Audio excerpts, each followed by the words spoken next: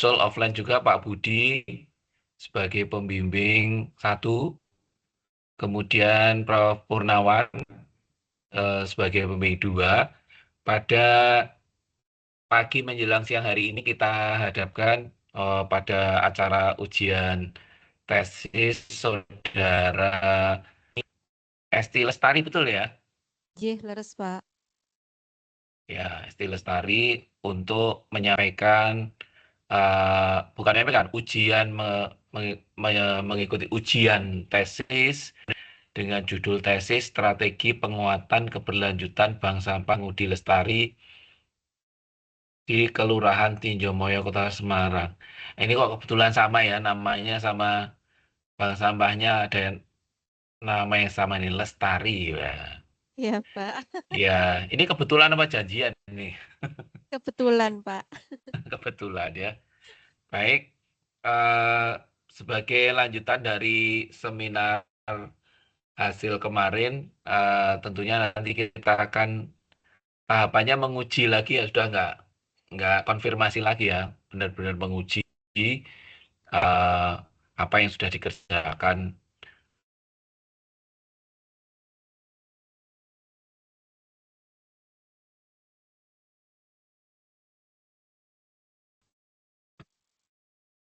Marilah kita berdoa semoga acara pada pagi hari ini lancar dan diberkahi Allah Subhanahu wa taala. Berdoa dipersilahkan.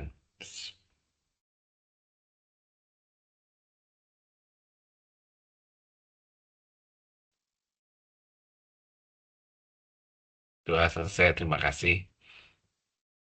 Eh, Sebelumnya saya mau konfirmasi dulu Saudara Esti sehat Alhamdulillah sehat Pak. ya, nggak merasa terpaksa ya ujian ya. Oh iya, oh terpaksa ya, terpaksa. Terpaksa harus lulus Pak. Oh, Nek, terpaksa dulu lulus nggak jaminan lo ya. Tergantung nanti performa saat ujian lo ya.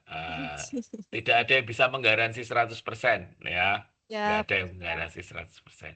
Jadi silahkan nanti tampilkan semaksimal Anda yang sudah Anda kerjakan ya, supaya kami bisa mengevaluasi seobjektif mungkin ya. Baik, sudah dicoba slide-nya. sampun Pak. Ya, coba tampilkan dulu. Siapa tahu nanti macet. Soalnya kalau pakai MS Team biasanya tiba-tiba macet.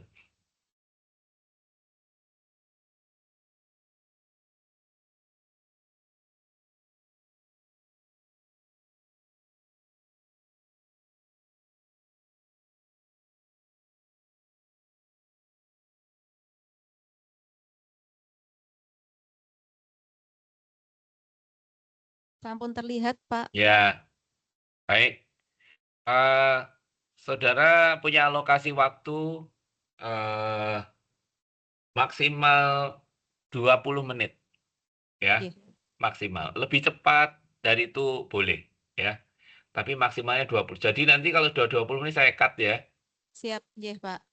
Ya. Baik, silahkan Saudara Esti Lestari untuk memaparkan hasil penelitiannya pada sidang tesis pagi hari ini. Silahkan. Jih, terima kasih Pak atas waktunya. Assalamualaikum warahmatullahi wabarakatuh.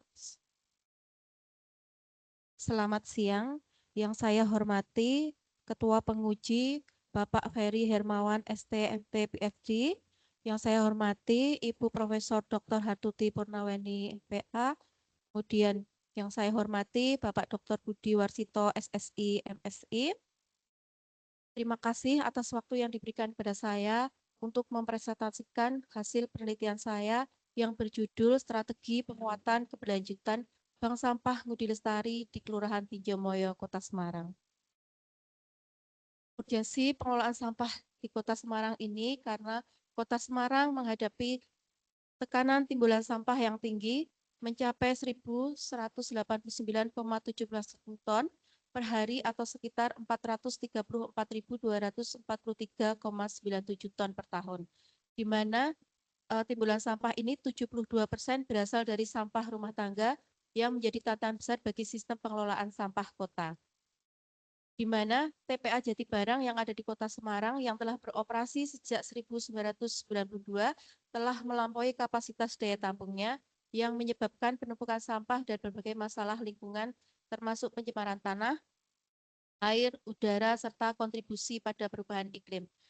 Kemudian, sistem konvensional kumpul angkut buang tidak lagi efektif sehingga diperlukan transformasi menuju ekonomi sirkular yang menekankan efisiensi penggunaan sumber daya, pengurangan timbulan sampah di sumber, penerapan prinsip 3R, dan pemberdayaan ekonomi masyarakat.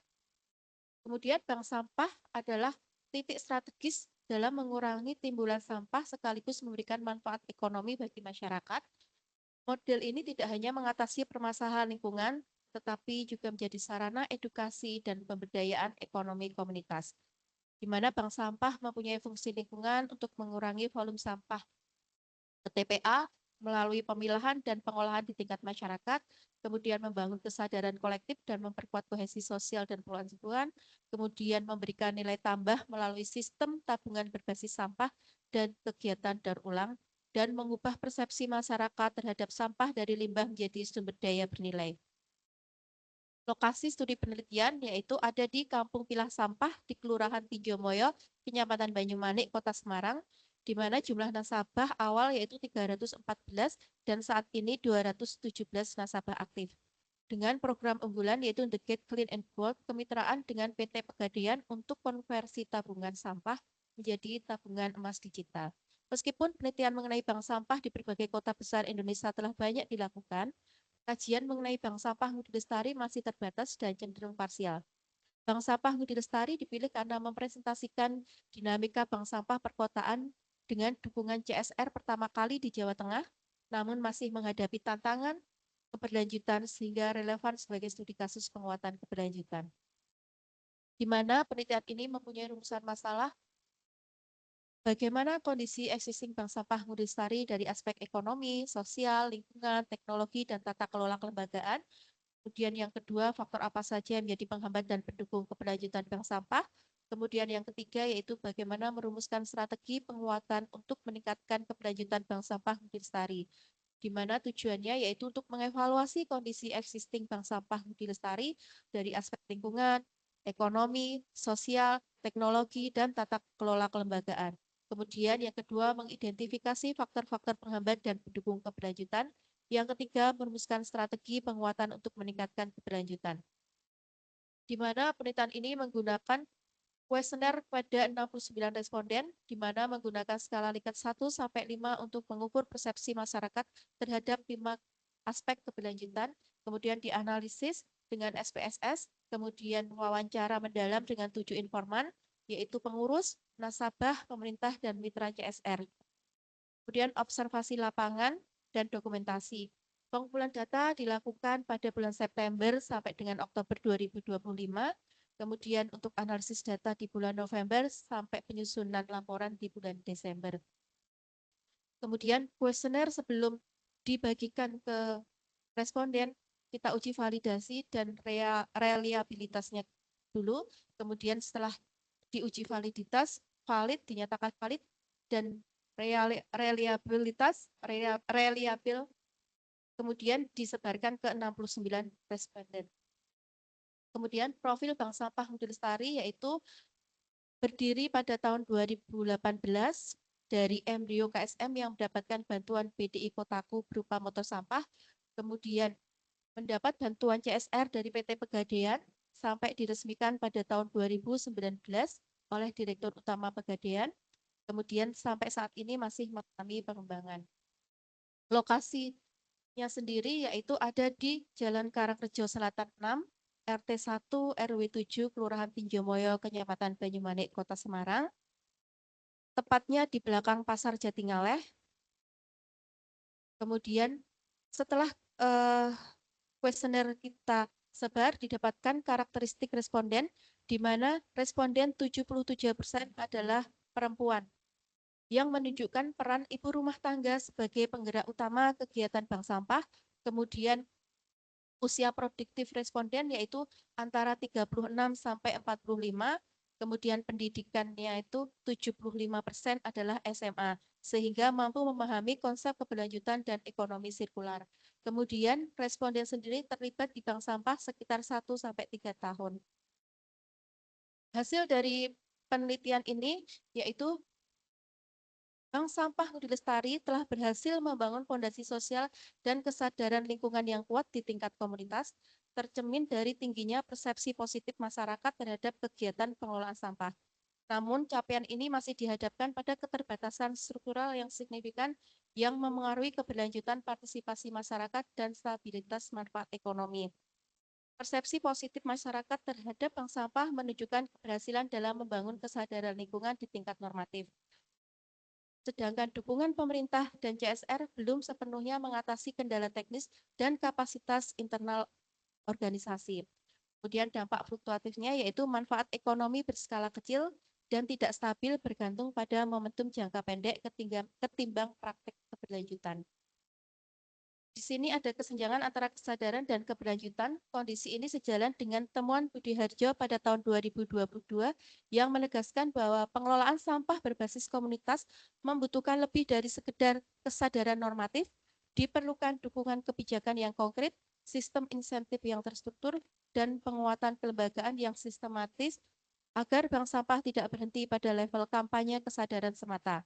Dalam konteks bank sampah Ngudin Sari, meskipun dukungan dari pemerintah, kelurahan, dan kemitraan dengan CSR telah bersedia, implementasinya belum optimal dalam mengatasi tantangan operasional sehari-hari.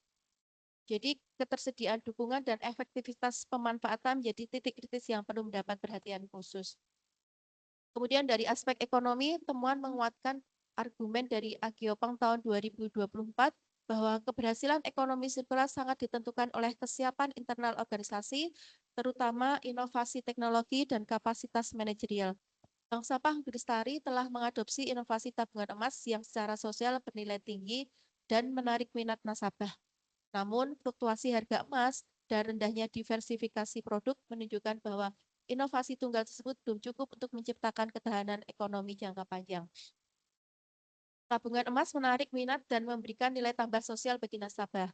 Sedangkan fluktuasi harga dan kurangnya diversifikasi menciptakan ketidakstabilan pendapatan, kemudian penurunan jumlah nasabah aktif dan fluktuasi partisipasi masyarakat mencerminkan persoalan yang diidentifikasi oleh Bandari di tahun 2025, di mana rendahnya konsistensi partisipasi dan keterbatasan infrastruktur sebagai tantangan utama pengelolaan sampah berbasis komunitas.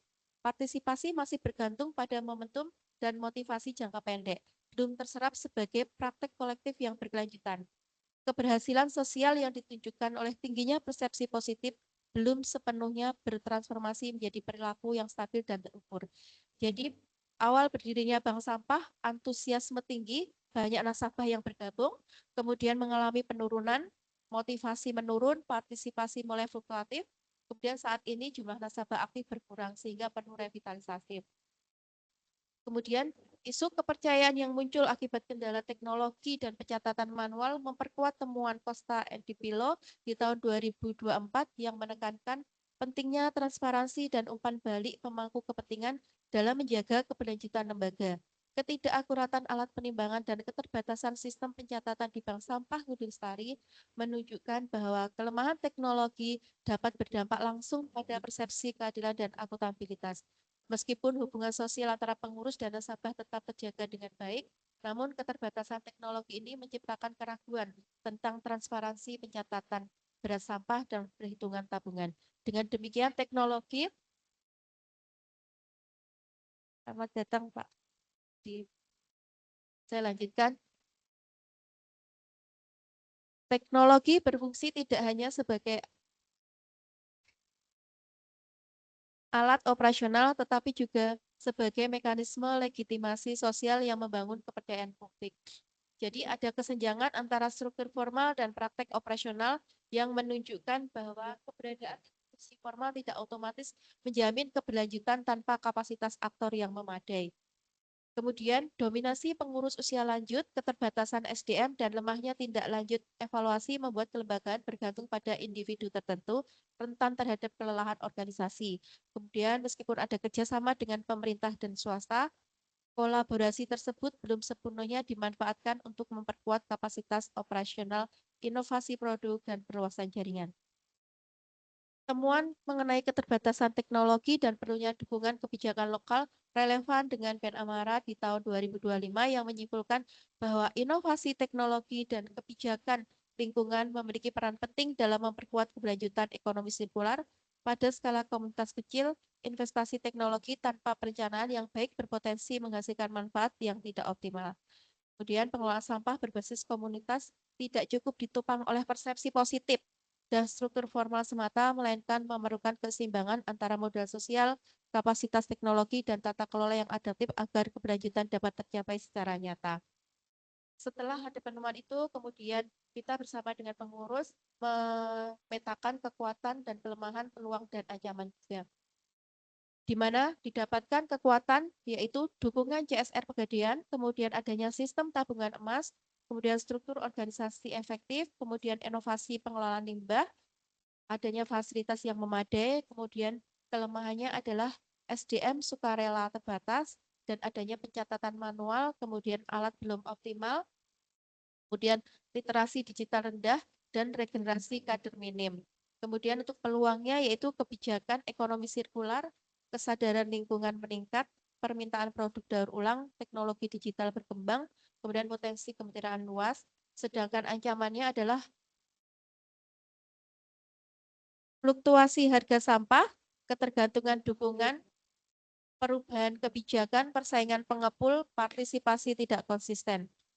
Setelah ada analisis SWOT, kemudian dikasih rating dan bobot, didapatkan nilai IFAS 3,38 dan EFAS 3,02 sehingga menempatkan Bank Sampah Ngudi Lestari pada kuadran 1 yaitu strategi agresif yang menunjukkan posisi internal kuat dengan peluang eksternal yang mendukung pertumbuhan. Di sini ada matriks yang menunjukkan bahwa Bank Sampah Ngudi Lestari berada pada sel 1 dengan strategi grow and build yang menunjukkan kondisi internal kuat dan peluang eksternal yang mendukung. Sehingga organisasi direkomendasikan untuk melakukan pengembangan dan penguatan keberlanjutan secara aktif. Jadi rekomendasi utama adalah penguatan kelembagaan, transformasi digital, pengembangan kemitraan strategis, dan inovasi produk untuk mencapai keberlanjutan jangka panjang yang integratif dan adaptif. Kemudian didapatkan strategi 3 yaitu 1 transformasi digital, di mana jangka pendek adalah melakukan kalibrasi dan optimalisasi alat penimbangan digital, kemudian aktivasi media sosial, jangka menengahnya adalah pengembangan aplikasi sederhana untuk pencatatan tabungan sampah, kemudian jangka panjangnya adalah pembentukan sistem informasi bank sampah terintegrasi sebagai model digitalisasi berbasis komunitas.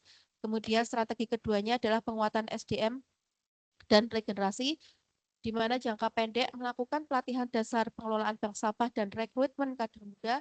Kemudian jangka menengahnya adalah peningkatan kompetensi manajerial, teknis, dan literasi digital pengurus. Kemudian jangka panjangnya adalah penyusunan roadmap pengembangan pengurus 3-5 tahun untuk keberlanjutan kepemimpinan. Kemudian strategi yang ketiga adalah pengembangan kemitraan dengan jangka pendek optimalisasi kerjasama dengan CSR Pegadaian yang sudah berjalan, kemudian perluasan kemitraan ke perguruan tinggi, UMKM, dan lembaga riset itu adalah jangka menengah, dan jangka panjangnya adalah program kolaboratif untuk inovasi pengolahan dan pemasaran produk daur ulang. Dari penelitian di atas dapat disimpulkan bahwa Bank Sampah Ngudi Lestari telah membangun kesadaran sosial dan lingkungan yang kuat, namun menghadapi keterbatasan kapasitas internal, teknologi operasional, dan partisipasi yang belum konsisten. Penelitian menegaskan bahwa keberlanjutan pengelolaan sampah berbasis komunitas tidak dapat dicapai hanya dengan kesadaran dan struktur formal, melainkan memerlukan keseimbangan antara modal sosial, kapasitas teknologi, dan tata kelola yang adaptif. Di mana Bank Sampah Ngudi Lestari juga mempunyai faktor pendukung, yaitu dukungan CSR, partisipasi masyarakat, dan inovasi pengolahan. Kemudian faktor penghambatnya adalah mencakup keterbatasan SDM, pencatatan manual, dan fluktuasi harga pasar. Dan yang ketiga, didapatkan strategi transformasi digital untuk efisiensi dan transparansi. Yang kedua adalah penguatan SDM dan regenerasi pengurus. Kemudian yang tiga adalah pengembangan kemitraan lintas sektor untuk keberlanjutan jangka panjang. Demikian presentasi dari saya. Mohon maaf apabila ada salah kata. Mohon izin Bapak Ibu untuk masukan, kritik, dan sarannya. Terima kasih. Wassalamualaikum warahmatullahi wabarakatuh. Waalaikumsalam. Baik, terima kasih presentasinya. Esti kemarin setelah seminar hasil dibuat matrik apa revisinya apa ya? Masukan dari penguji apa saja dibuat nggak?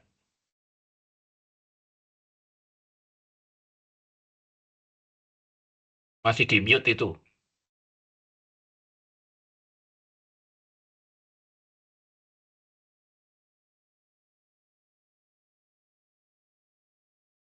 Ya, Pak.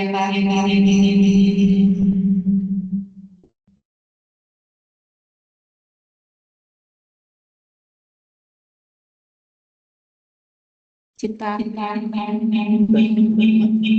Pakai mic aja itu. Kalau pakai laptop, echo. Izin Pak, Ya. menjawab. Untuk kemarin masukannya yaitu untuk latar Anda buat belakangnya. matriknya nggak? Saya nggak pengen Anda jelaskan lisan. Anda bikin matriknya nggak? Revisinya. Oh, tidak. Lah terus gimana coba? Akuntabilitasnya di mana coba? Anda yang perbaiki di mana? Karena saya melihat ada beberapa bagian yang masih sama, ya.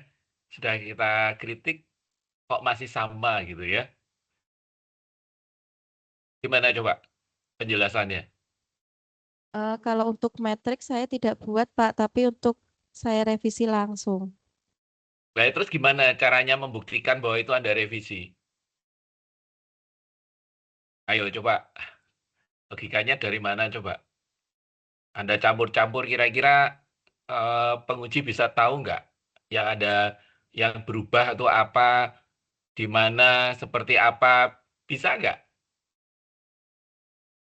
Karena nanti pertanyaannya akan balik lagi ke situ.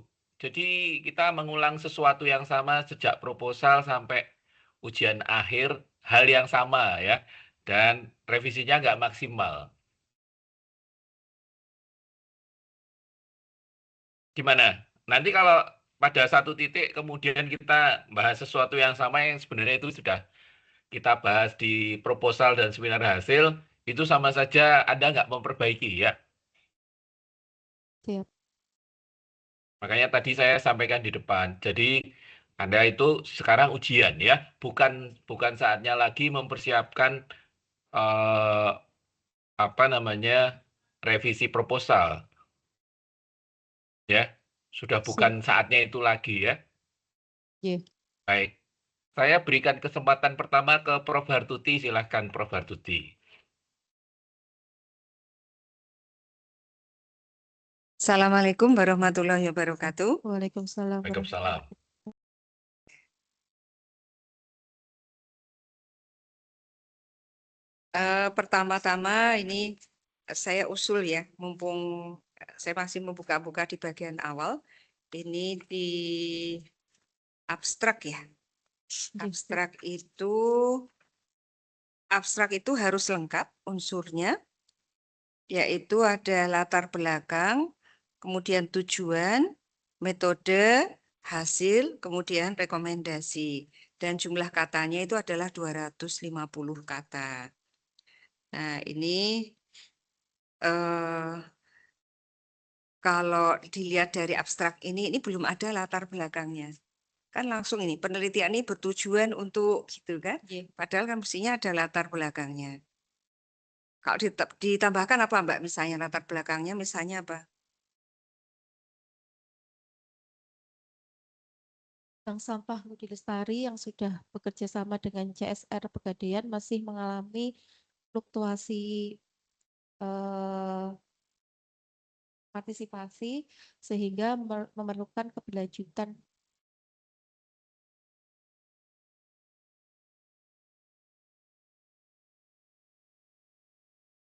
Masa latar belakangnya langsung ke Budi Lestari? Latar belakang loh. Latar belakang itu kan masih gedenya. Timbulan sampah. Apa? Karena banyaknya timbulan sampah dan Masa kalimat pertama karena itu kan menunjukkan penyebab ya. Tapi kan tidak boleh digunakan sebagai awal kalimat. Misalnya kalau ditambahkan awal kalimat di situ itu seperti apa? permasalahan sampah telah menjadi isu global yang semakin mendesak seiring dengan meningkatnya jumlah penduduk dan aktivitas ekonomi. Ya itu kan jangan membaca. Ini kan nggak boleh abstrak itu persis sama dengan sama dengan kata-kata yang ada di sini kan? Kan kalau kata-kata di sini nanti panjang banget dan nanti Mbak Esti akan menambahkan mulai permasalahan sampai kata permasalahan sampai mana coba? Satu alinea ini kan nggak bisa. Jadi harus merupakan ringkasan gitu. Ringkasan dari latar belakang. Nggak usah membaca. Misalnya sekarang Mbak Esti kan karena yang menulis ini jadi pasti bisa menyampaikan latar belakang dari penelitianmu itu apa? Karena permasalahan Loh, karena lagi tuh. Siap. Karena itu saya tidak masuk sekolah karena banjir. Nah itu. Tapi tidak bisa karena banjir, maka itu nggak bisa. Kalimat yang utuh itu kalimat akademik loh. Itu beda dengan kalimat bercakap-cakap. Permasalahan sampah yang semakin hari semakin kompleks.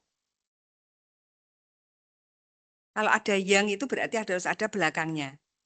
Permasalahan sampah yang semakin hari semakin kompleks, maka, nah itu kan ada yangnya di situ. Maka perlu adanya perubahan paradigma.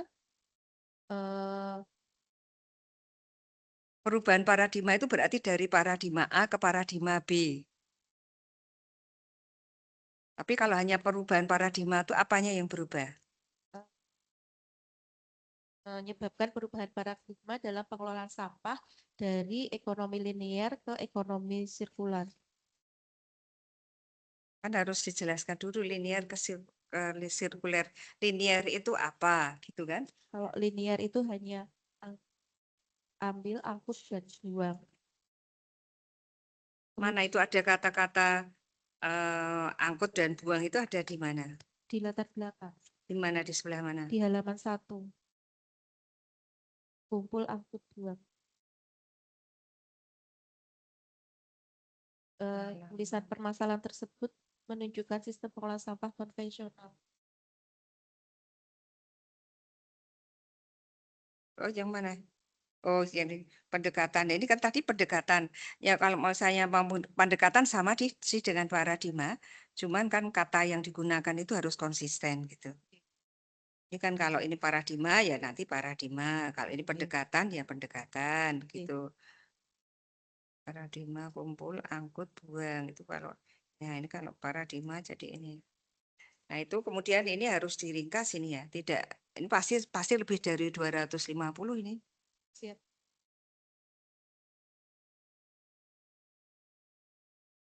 Kemudian ini latar belakang ya, latar belakang. Nah, kemudian penelitian mengenai bank sampah di berbagai kota besar di Indonesia telah banyak dilakukan. Ini ada DKI, kemudian Surabaya, kemudian Yogyakarta. Nah, kalau yang berbeda dengan kota-kota tersebut, berbeda dengan kota-kota tersebut, penelitian mengenai bank sampah di Kota Semarang masih terbatas. Kata siapa? Masih terbatas itu artinya misalnya penelitian tentang tentang sampah di Kota Semarang itu masih terbatas itu misalnya cuma 10. Tapi kalau penelitian di Surabaya itu ada 20, di Yogyakarta 25, di Jakarta misalnya 30. Nah, siapa yang mengatakan bahwa penelitian mengenai bank sampah di Kota Semarang masih terbatas dan cenderung parsial itu kata siapa? Maksudnya terbatas dan cenderung parsial itu karena ada penelitian dari Sintumeang di tahun 2023 dan 2020 ini, tapi khususnya untuk Bank Budi Lestari. Kenapa langsung bank sampah Ngudi Lestari? Padahal kan bank sampah di Kota Semarang itu ada puluhan. Kenapa langsung menukik ke bank sampah Ngudi Lestari ini kenapa? harus disampaikan secara tertulis alasannya. Kenapa nggak nulis tentang bank sampah A, B, C, tapi bank sampah Ngudi Lestari itu kenapa? Karena Bank Sampah Ngudi Lestari itu adalah mitra CSR Pegadaian pertama kali di Jawa Tengah. Kemitraan dengan PT, nggak ada kata pertama kali, hanya merupakan salah satu bank sampah berbasis masyarakat yang cukup berkembang loh. Jadi tidak sangat bagus, tidak apa, tapi kenapa yang diliti itu yang cukup berkembang? Kenapa yang misalnya penelitian itu yang sangat berkembang atau yang tidak berkembang? Nah, mungkin perlu diteliti. Nah, tapi kalau cukup berkembang, itu kenapa diteliti? Dan memiliki keunikan melalui kemitraan dengan PT Pegadaian, tapi bukan yang pertama loh. Di sini nggak ada tulisannya yang pertama loh. Saya kira bank sampah yang mengadakan kerjasama dengan PT Pegadaian itu tidak hanya bank sampah Ngudi Lestari ya Pak Budi. Yang bank sampah yang mengadakan kerjasama dengan Pegadaian kan bukan hanya bank sampah Ngudi Lestari. Pasti banyak, ya banyak sekali. Nah, tapi kenapa dipilih ini keunikan? Ya, uniknya di mana? Kalau banyak bank sampah juga mengadakan kerjasama berarti kan nggak unik. Karena pertama kali itu Ibu. Mana ada kata pertama kali?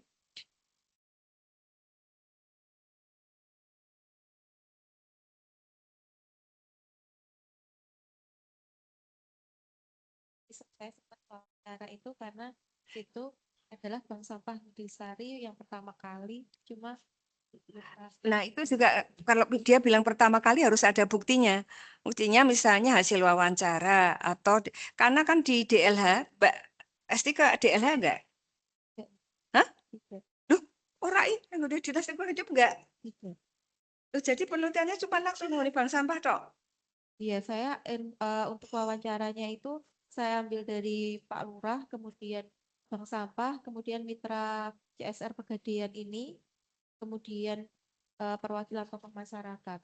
Karena kalau penguatan keberlanjutan ada paling tidak data dari Dinas Lingkungan Hidup misalnya yang mengatakan bahwa bank sampah ini yang pertama bekerja sama dengan PT Pegadaian itu harus ada buktinya loh. Saya itu baca Enggak dan ya, saya tambahkan. ya buktinya apa kalau dia yang pertama gitu. Karena kita itu Mbak secara akademik itu. Jadi bahwa memang Mbak Esti senang pengen nulis tentang Ngudi Lestari itu oke. Tapi harus ada alasannya kenapa senang misalnya ya. Siap. Apakah karena senang saja itu juga cukup. Harus ada alasan selanjutnya itu apa alasan yang lebih kokoh gitu ya. Kenapa yang menjadi ini karena di sini dikatakan memiliki keunikan. Padahal tidak unik kalau sudah banyak bank sampah yang mengadakan kerjasama. Coba Nun Sewu Pak Budi kan ngasih tahu di situ. Coba dicek Nun Sewu dicekkan bank sampah yang mengadakan kerjasama dengan Pegadaian di Kota Semarang ada berapa gitu Pak misalnya. Ya, karena itu sekarang dengan mudah itu bisa diketahui. Ada WA grup Bank, iya ada Pak Budi ini anggota WA grup Bank Sampah toh, itu Iya. Pak. Nah itu, jadi kenapa Bank Sampah Ngudi Lestari ini, why Ngudi Lestari ini belum apa, why Ngudi Lestari ini belum jelas gitu. Ya. Nah kemudian ini tinjauan pustaka. Tinjauan pustaka ini pengertian sampah. Pengertian sampah, terus kok cuman sampah adalah ini bukan pengertian sampah, ini definisi sampah dong. Karena sampah adalah menurut KBBI, menurut Undang-Undang 32, menurut Undang-Undang 18 itu. Terus nggak ada jenis-jenis sampah dan sebagainya itu kok minim banget ya. Karena tinjauan pustaka pengertian sampah cuma setengah halaman itu sudah Ya. kan harusnya ada jenis-jenis sampah, pengelolaan sampah, apa sampah yang tentang sampah itu banyak. Nah, sampah itu kenapa merupakan bagian dari penelitian tentang lingkungan hidup? Karena sampah itu yang paling dominan, yang paling banyak eh, dihasilkan dari kegiatan manusia yang bisa mengganggu lingkungan. Apa nggak ada masalah lingkungan yang lain selain sampah? Lingkungan itu apa, Kak? Lingkungan. Lingkungan segala sesuatu yang terkait abiotik, biotik. Itu kan jenis-jenis kategori apa aspek-aspek lingkungan. Tapi definisi lingkungan apa? Lingkungan hidup adalah kan katanya mau jadi sarjana lingkungan. Jadi kalau ditanya orang ini mau jadi sarjana lingkungan, nah lingkungan itu apa gitu.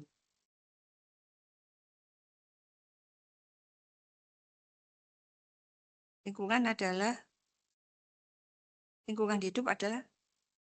hidup adalah semua kegiatan. Masuk kegiatan, lingkungan hidup kegiatan.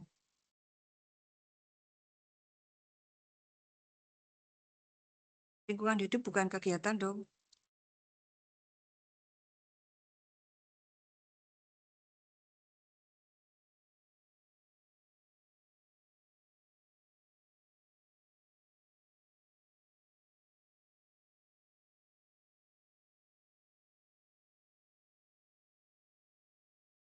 Nah, itu Mbak, makanya sebetulnya teorimu ini agak terlalu sedikit itu kan menurut saya ya.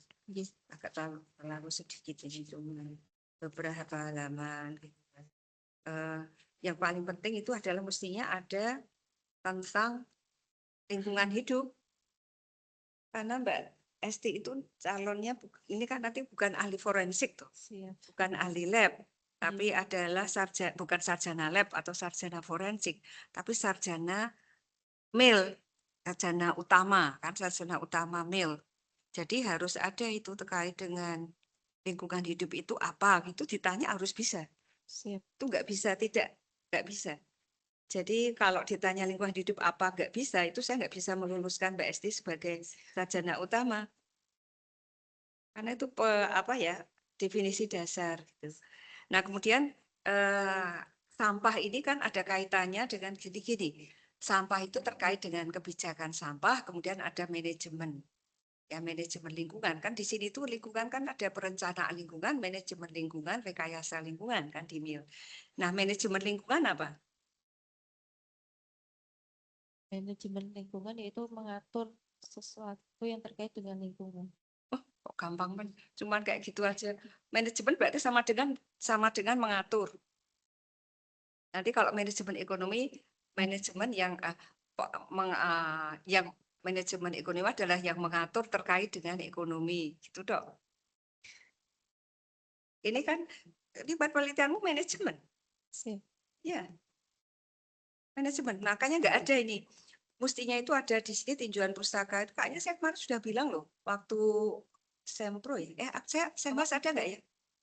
Waktu sempro itu hanya pengertian sampah sama ini Bu, sudah saya tambahkan ini. Yang itu Saya bahas yang kita uji malam itu loh Prof. Gimana? Maghrib. Yang pas maghrib kita uji susulan. Ya, tapi kan ada, saya tanyakan juga tentang lingkungan kan ya Pak? Ya, komplit saya masih ingat. Makanya tadi benar panjenengan menanyakan matriksnya mana gitu kan supaya terlacak kan. Saya menanyakan apa saja. Kayaknya saya sudah bertanya itu tentang lingkungan. Karena itu pasti pertanyaan saya itu klasik tuh. Pertanyaan saya itu klasik. Kalau ujian, seminar, sempro, apapun tuh pasti saya tanya tentang lingkungan. Karena mau jadi sarjana lingkungan. Ini mahasiswa saya nanti ujian lagi dengan saya. Karena kemarin tak tanya administrasi publik apa, dia nggak bisa jawab. Saya juga nggak meluluskan. Nggak tak lulus kan, benar harus ketemu saya lagi, nanti ketemu saya ada beberapa anak nanti ketemu saya lagi itu karena itu ini gerbang terakhir ya, gerbang terakhir sebelum melepas mahasiswa itu ke luar dan saya ingin memastikan gitu bahwa mahasiswa itu sudah paham gitu yang dimaksud dengan lingkungan itu apa gitu.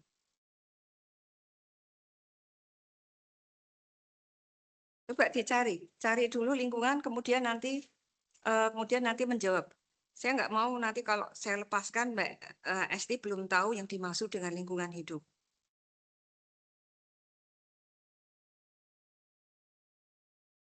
Karena pertanyaan saya nanti akan terkait dengan itu pasti.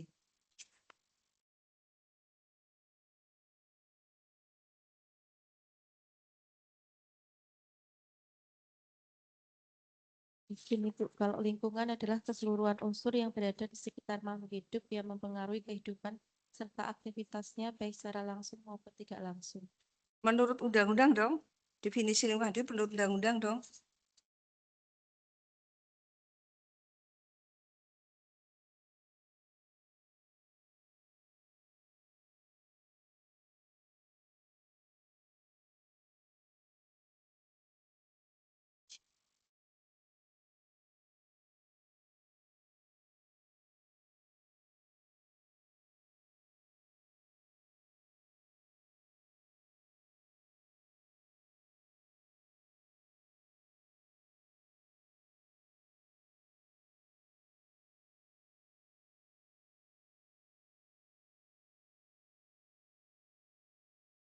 Izin Bu, lingkungan hidup didefinisikan sebagai kesatuan ruang dengan semua benda, daya, keadaan makhluk hidup, termasuk manusia dan perilakunya yang mempengaruhi kelangsungan kehidupan dan kesejahteraan manusia serta makhluk hidup lain.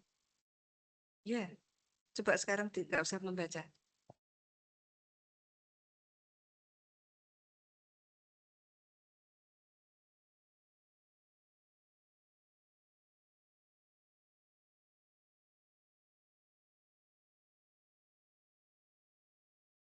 Kesatuan ruang dengan semua benda, dengan daya, keadaan, makhluk hidup, termasuk manusia dan perilakunya yang mempengaruhi kelangsungan kehidupan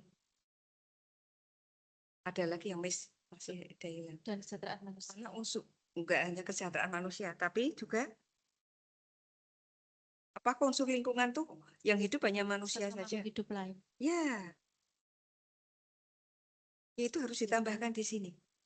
Lingkungan hidup adalah apa, lingkungan apa, jenis-jenis lingkungan, dan manajemen lingkungan. Karena sampah ini terkait dengan manajemen lingkungan.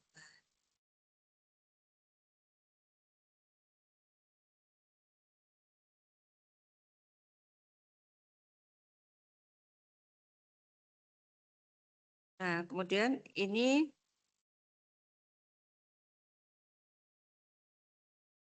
untuk teori ya, jadi penelitian terdahulu ini sebetulnya harus beda loh Mbak dengan skripsi. Kalau penelitian terdahulu itu harus di skripsi aja saya minta analisis kok. Jadi ini penelitian terdahulu kan biasanya pada pakai tabel itu, ini Mbak Esti kok nggak pakai ya? Saya narasikan, saya bikinkan paragraf. Nah, kan dibikinkan mestinya ada tabelnya. Ini kalau ini sebetulnya penelitian terdahulu ini kan namanya menganalisis ya, apalagi S2.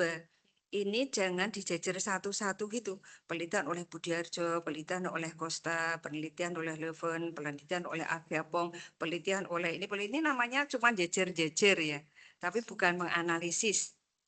Nah, penelitian terdahulu itu mestinya dianalisis. Jadi penelitiannya Budiarjo tentang bla bla bla bla bla sama dengan penelitian Farid Islam yang mengatakan tentang bla bla bla bla bla. Berbeda dengan penelitian yang dilakukan oleh Budiarjo dan Farid Islam, penelitian yang dilakukan oleh ABC lebih berfokus pada bla bla bla bla bla bla gitu. Jadi itu namanya menganalisis. Jadi memang harus dibaca gitu ya.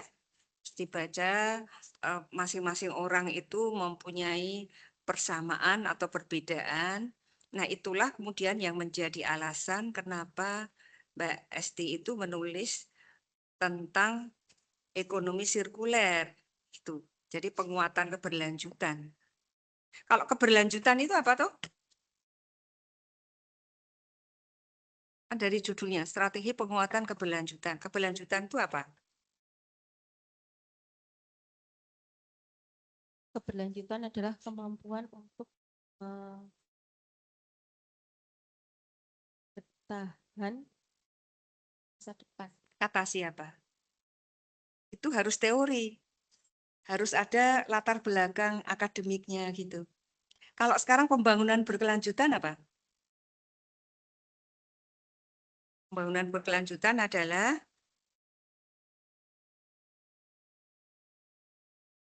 sejarah pembangunan. Kalau sampai nggak tahu itu tragedi, Mbak. Lulus S2 ilmu lingkungan tapi nggak tahu definisi pembangunan berkelanjutan gitu.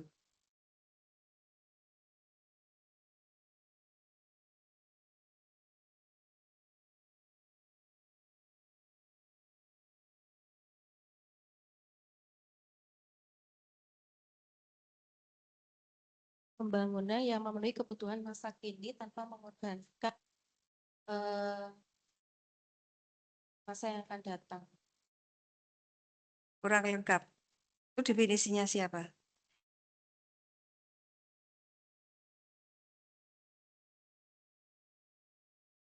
Di dalam regulasi Indonesia ada nggak tentang pembangunan berkelanjutan itu?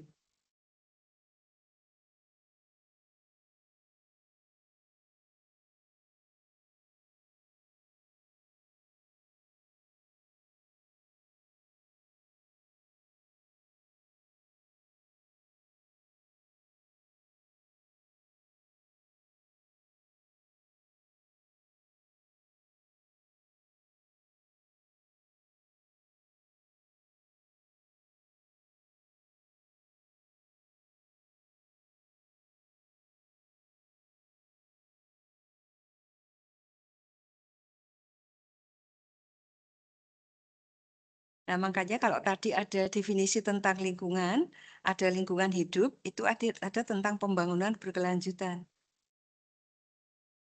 Yaitu pembangunan berkelanjutan menekankan pentingnya keseimbangan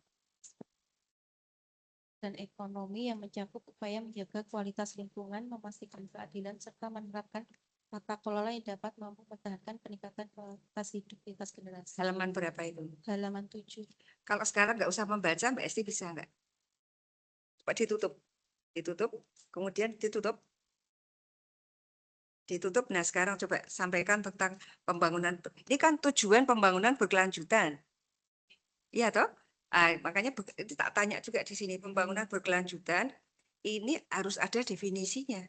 Nggak boleh kata ST pembangunan berkelanjutan adalah gitu, nggak boleh. Ini harus ada definisinya menurut siapa. Karena ini menjadi judulmu ya, karena judul itu harus ada penjelasannya gitu. Yang ada di judul-judul harus ada penjelasannya. Pembangunan berkelanjutan di OPO itu harus benar gitu, sumbernya harus jelas. Cari di regulasi, cari di teori. Itu ya tentang pembangunan berkelanjutan adalah, jadi ini kenapa Mbak Esti ini nulisnya itu tentang ini kan apa, tujuan penelitian ini. Tujuan penelitian. Nah ini bagaimana kondisi existing dari aspek lingkungan sosial ekonomi. Ini mengambil dari mana, Mbak? Bahwa mengambil dari aspek ekonomi, sosial, lingkungan, teknologi, tata kelola kelembagaan ini mengambil dari mana? Jadi pengelolaan sampah ini meliputi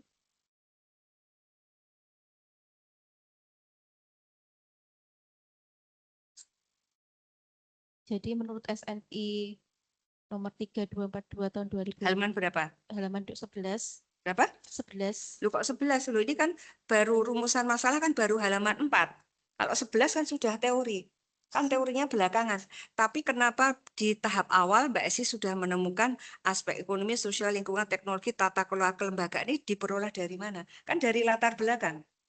Nah, latar belakangnya itu diperoleh dari mana?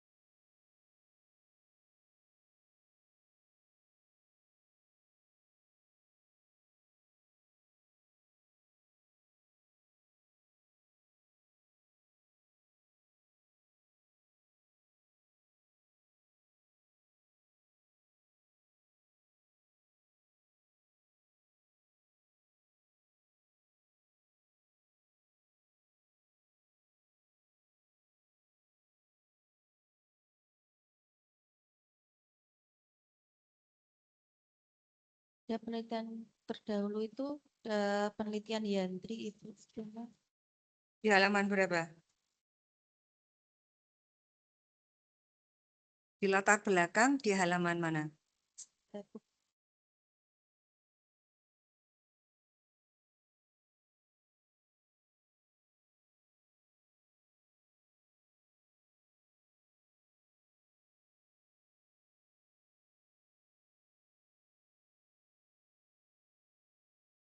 Kan ini tulisannya rumusan masalah itu berdasarkan latar belakang yang telah diketahui. Oke. Nah, maka yang menjadi rumusan, nah berarti yang telah diketahui ini bukti bahwa yang telah diketahui itu dari mana?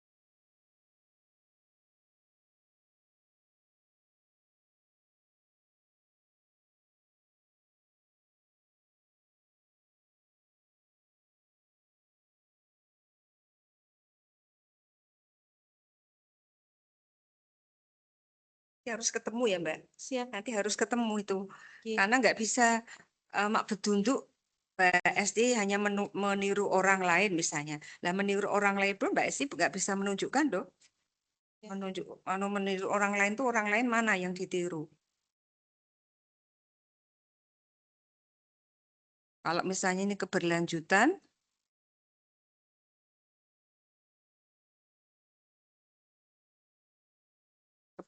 juga nggak ada meniru siapapun toh. Ya, ya harus jelas itu menirunya itu gimana. Terus yang gini, tujuan yang pertama ini belum jelas ya, asal usulnya ini dari mana? Ini belum jelas dari mana. Yang kedua itu tujuan kedua faktor yang menjadi penghambat dan pendukung, betul? Oke. Coba lihat di daftar isi itu 2.4.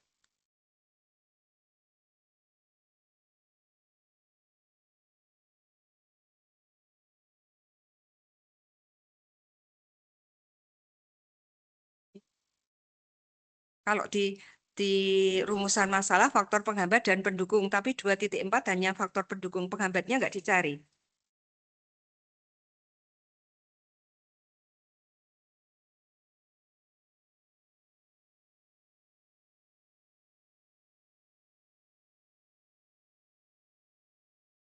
Kan harus konsisten ya. Kalau misalnya rumusan masalahnya itu penghambat dan pendukung, ini hanya pendukung. Dan di halaman 9 itu memang hanya faktor pendukung.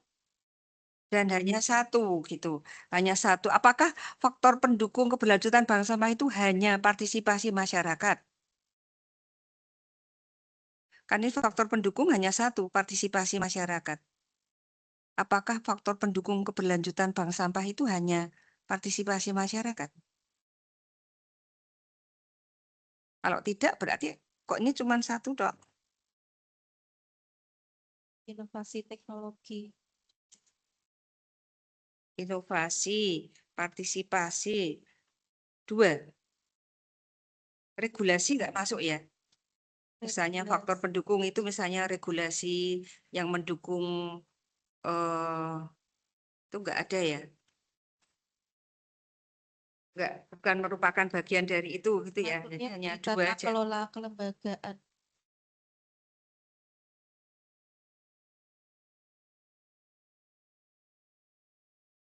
Faktor penghambatnya nggak ada. Berarti yang dirubah mau apakah partisipasi masyarakat, inovasi teknologi dan tata kelola kelembagaan ini hanya just only faktor pendukung atau bisa juga menjadi faktor penghambat? Bisa menjadi faktor penghambat. Berarti halaman 9 itu mestinya judulnya adalah faktor pendukung dan penghambat keberlanjutan bank sampah.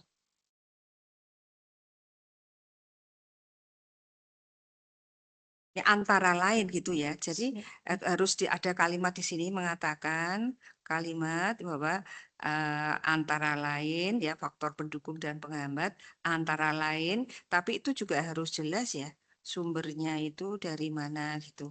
Karena pasti tidak hanya 3 ini toh. Iya. Nah, nanti penelitian ini jangan dijejer-jejer ya Mbak, itu harus dianalisis ya. Siap. Skripsi saja sudah menganalisis kok tidak menjejer-jejer. Menjejer-jejer ini kan berarti hanya meringkas saja. Meringkas tapi kemudian ini. Ada berapa tuh ini yang diambil? Penelitian orang Indonesia semua ya Mbak? Kan Ibu ada yang dari luar.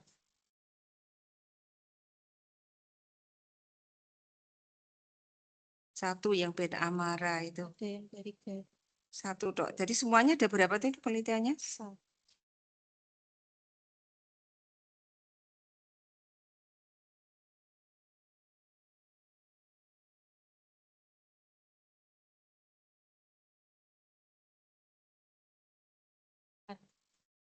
Sidik banget ya. 9. Sebaiknya tuh ya lebih banyak ya. Skripsi aja tuh minimal 10 bahasa Indonesia, 5 bahasa Inggris gitu biasanya sih. Nah ini baru strategi pengelolaan dan analisis SWOT. Ini ada konsep strategi berkelanjutan.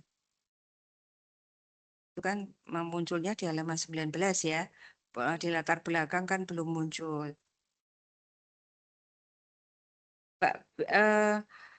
Perbedaan paradigma itu, tadi ada paradigma pengelolaan sampah yang kumpul, angkut, buang. Paradigma yang kedua, Ekonomi sekitar. ya, kalau di dalam lingkungan ada nggak paradigmanya? Di dalam ilmu lingkungan perubahan paradigma itu ada nggak? Ada. Jadi paradigma pembangunan berkelanjutan ini paradigma yang berikutnya. Kalau paradigma yang awal itu adalah paradigma pertumbuhan. Pertumbuhan kemudian baru paradigma keberlanjutan. Ini soalnya konsep dasar ya Mbak. Aku nggak mau nanti Mbak Esti lulus tanpa tahu gitu. Nanti ditanya orang, nanti sarjana ilmu lingkungan tapi orang mudeng tentang pembangunan berkelanjutan, nggak tahu ilmu lingkungan. Itu saya nggak mau gitu. Nanti ditanya apa biar diuji sopo wae. Waduh aku malu ikut menguji ya. Jadi aku ingin memastikan saja bahwa Mbak Esti paham gitu. Kemudian di halaman 27 lokasi penelitian ini juga harus jelas ya. Mengapa Bank Sampah Ngudi Lestari itu harus itu harus jelas ini. Kemudian populasi ada sampelnya, jenis ada apa itu operasionalisasi konsep itu yang di mana nih? Yang ditanyakan apa saja gitu kepada mereka gitu ya, halaman 4 ini kan itu di halaman berapa? Fenomena ini kan ini mixed method ya. Mbak Esti menyebutnya fenomena atau variabel. Ini kan mixed method. Itu jadi faktor-faktor ini Mbak Esti menyebutnya fenomena atau variabel. Fenomena. Katanya mix. Mix itu apa tuh Mbak? Mix itu apa? Mix adalah campuran. Campuran, masuk mix itu campuran ini mungkin kan aku takone yo masuk Mix menggunakan dua pendekatan, kuanti dan kuali. mana yang lebih menonjol? Di sini Kuali. Kuali. Berarti kalau kualitatif menggunakan variabel atau fenomena. Fenomena. Nah, mana sekarang fenomena? Misalnya di tujuan 1 melihat kondisi existing, ekonomi, sosial, lingkungan, teknologi. Kemudian 2 ini rinciannya ada di mana? Bahwa yang dimaksud ekonomi apa, sosial apa, lingkungan apa, teknologi apa saja yang ditanyakan, tata kelola kelembagaan, aspek apa saja. Ya, bukan di kuesioner, sebelum sampai di kuesioner, sebelum sampai di kuesioner kan harus masuk di dalam metode dulu toh. Namanya operasionalisasi konsep. Jadi operasionalisasi konsep yang dimaksud dengan kondisi existing adalah bla bla bla bla bla bla. Dilihat dari aspek apa saja. Misalnya ekonomi apa saja, sosial apa saja, lingkungan apa saja, teknologi apa saja, tata kelola apa saja. Sekarang tak tanyain wis, yang dimaksud dengan ekonomi itu apa?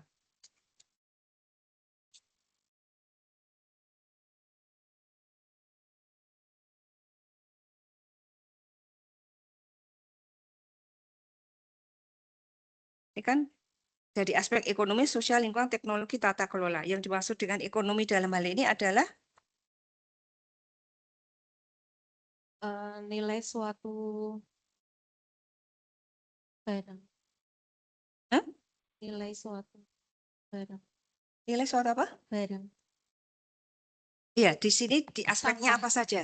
Oh, Masuk ekonomi nilai suatu barang. Masuk cuman gitu aja. Itu kan harga. Ekonomi itu kalau nilai suatu barang tuh harga. Harga adalah nilai suatu barang. Harga bisa lebih rendah, lebih apa bisa mahal, bisa murah gitu kan. Itu harga. Tapi definisi ekonomi itu apa? Mbak Esti nulis sendiri tuh ini. iya. Iya, berarti harus tahu. Kecuali kamu dituliskan sehingga kamu nggak tahu. Yang dimaksud dengan ini kan ada ekonomi, sosial, lingkungan, teknologi, tata kelola. Nah, ekonomi itu apa? Dari aspek ekonomi, sosial, lingkungan, teknologi, tata kelola. Nah, ekonomi itu apa yang dalam hal ini?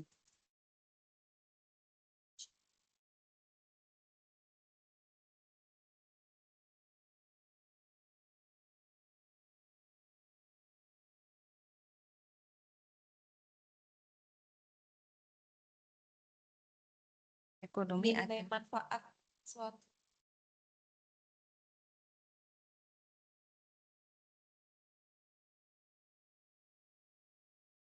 terkait dengan penelitianmu ini, ekonomi itu apa? Manfaat. Nilai manfaat dari sampah. Itu definisinya sopo yang diambil.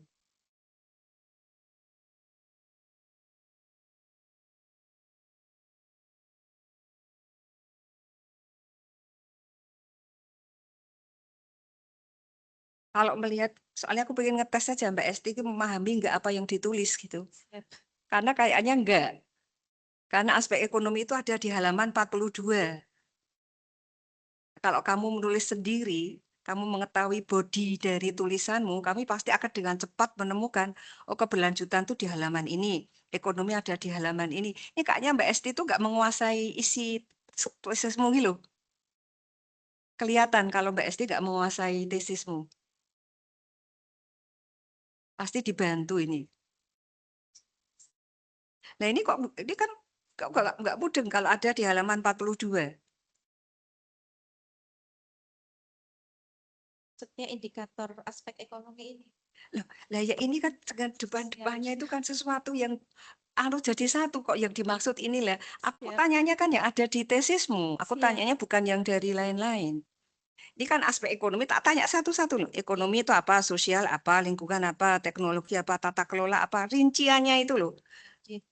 Kan nanti aspek ekonomi tentang bank sampah beda kan, namanya operasionalisasi konsep. Jadi kondisi existing adalah bla bla bla bla bla, itu definisinya itu mengacu pada bank sampah, pada topiknya.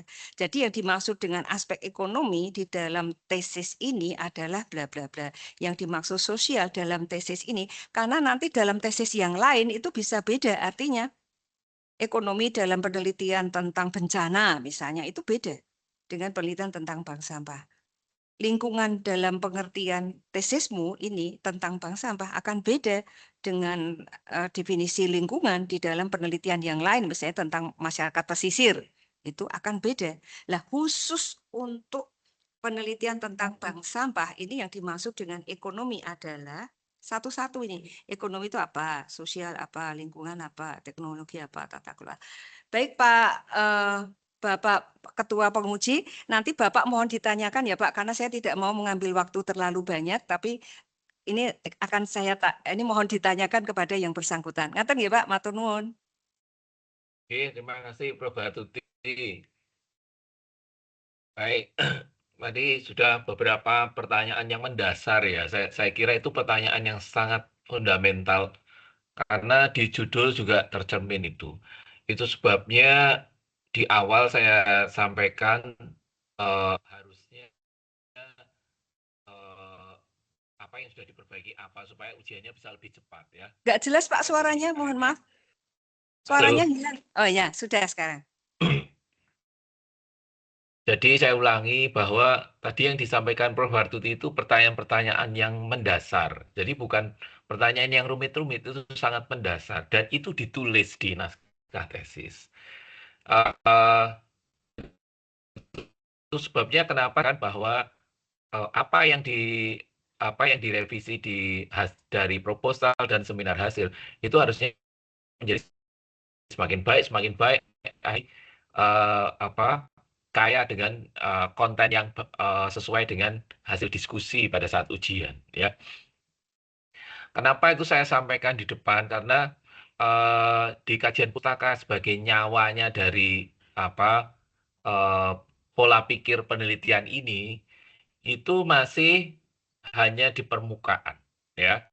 Jadi yang harusnya itu critical review, kemudian diskusi dan melihat gap penelitiannya seperti apa, itulah yang harus dituliskan harusnya seperti itu. Dan sehingga menjadikan hipotesa ataupun proposisi itu dari kajian pustaka. Tadi saya sepakat bahwa kajian pustaka itu bukan dijejer-jejer, tapi didiskusikan, ya, didiskusikan mana yang sama, mana yang beda, kemudian mana yang menjadi celah yang kita kerjakan, ya. Harusnya ada, kalau nggak salah di seminar hasil kemarin saya juga menanyakan data kuantitatifnya dari mana. Misalkan ada yang di pertanyaan awal-awal Prof. Hartuti tadi, kenapa Anda milih bank sampah tersebut, itu harusnya didukung oleh data sekunder. Ada rekamannya kayaknya ya. Nah, apakah Anda kesulitan mendapatkan data sekunder itu? Saya mau konfirmasi dulu nih. Jangan-jangan memang data sekundernya susah ya. Saya mau konfirmasi dulu ya, sebelum saya melanjutkan pertanyaan. Data sekundernya Anda susah nggak untuk mendapatkan menjustifikasi bahwa objek yang Anda dapat itu, yang Anda teliti itu, posisinya seperti apa? Coba dijawab dulu. Ya.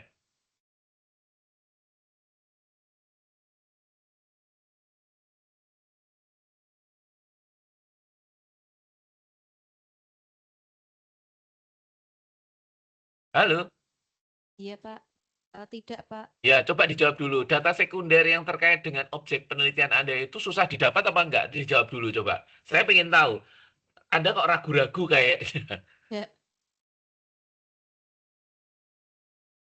Tidak, Pak. Oh tidak, ya.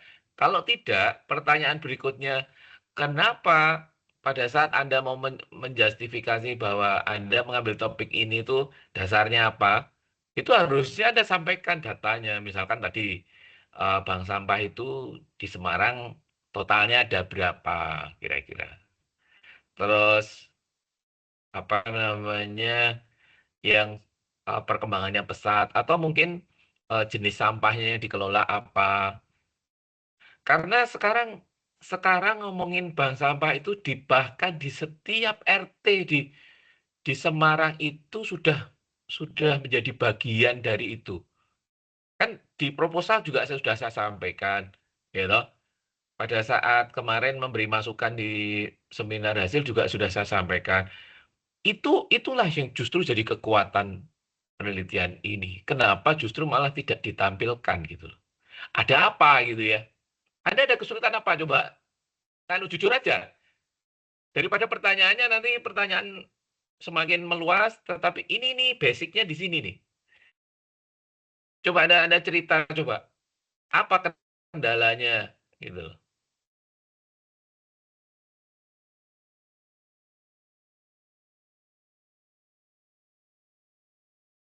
Apa kendalanya coba? Kalau kemarin itu saya memang tidak ke DLH untuk mendapatkan data jumlah bank sampah, Pak. Oh. Lah terus modelnya apa Anda kira-kira gitu ya? Saya dari SIPFN itu, tapi hanya data Indonesia dan Jawa Tengah itu yang ada. Ya Anda nelitinya aja di kelurahan, ya toh. Terus Anda menganggap bahwa itu nggak penting. Itu seakan-akan Anda ngomong seperti itu meskipun Anda nggak ngomong ya. Di tulisan Anda semuanya mengatakan itu. Kayaknya nggak penting nih ya, nggak perlu gitu data. Padahal itu topiknya di situ gitu loh. Anda nggak kepo, maaf ya. Saya pakai bahasa gaul ya. Anda nggak kepo kenapa bank sampah itu begitu karakteristiknya. Jadi kalau yang namanya riset itu keponya harus tingkat tinggi, ya. Curious ya. Curious terhadap satu problem, terhadap satu case, curious sehingga apa? Meskipun levelnya itu tingkat kelurahan, Anda menjelaskannya komprehensif gitu ya. Di level tesis, level S2 itu kalau kalau saya nyebut ke anak-anak engineering itu level manager ya. Manager itu harus menguasai persoalan ya. Ya. Nah, sekarang Anda malah nggak nampilkan yang justru jadi nyawanya dari data itu ya. Itu harusnya muncul gitu ya. Harusnya muncul sebagai bahan diskusinya. Baik itu di pendahuluan, di kajian pustaka maupun di eh, metode penelitian serta di hasilnya ya. Itu satu kesatuannya nggak bisa dilepas ya. Jadi dongengnya itu ada yang ngambang ya. Kalau bahasa gaulnya kentang ya. Ceritanya nggak daging lah gitu ya.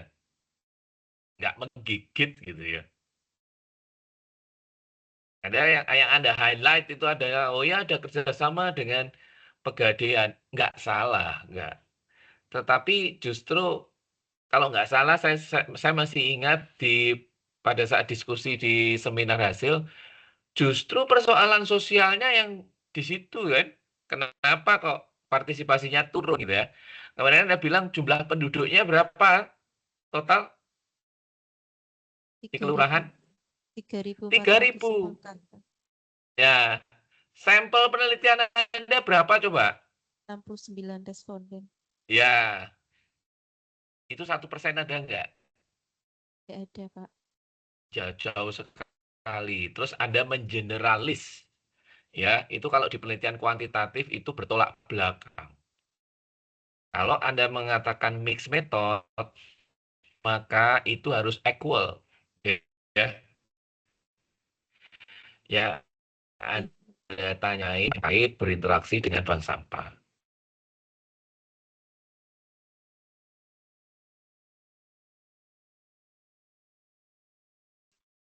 Data kualitatif Anda apa? Masih ingat nggak? Gimana, Pak? Data kualitatif Anda apa? Masih ingat nggak yang waktu saya Wawan- diskusikan di seminar hasil? Wawancara sama observasi. Dan Wawancara dokumentasi sama observasi. Terus ngolahnya pakai cara kuantitatif apa pakai cara kualitatif? kualitatif, Pak. Bagaimana caranya? Eh, jadi reduksi data yaitu dari hasil wawancara saya transkrip, kemudian saya pilih yang masuk ke aspek-aspek ekonomi, sosial, Nah, caranya gimana? eh, Ngolahnya gimana? Pakai metode apa? Itu kualitatif loh. Saya ngejar kualitatif. Apa? dengan pemilihan tema Lah ya istilahnya apa kalau di penelitian kualitatif? coding, coding. Coding. Anda melakukan coding nggak? Ayo Eh, dijawab jujur. Anda saya melakukan coding. Coding Iya, analisis enggak?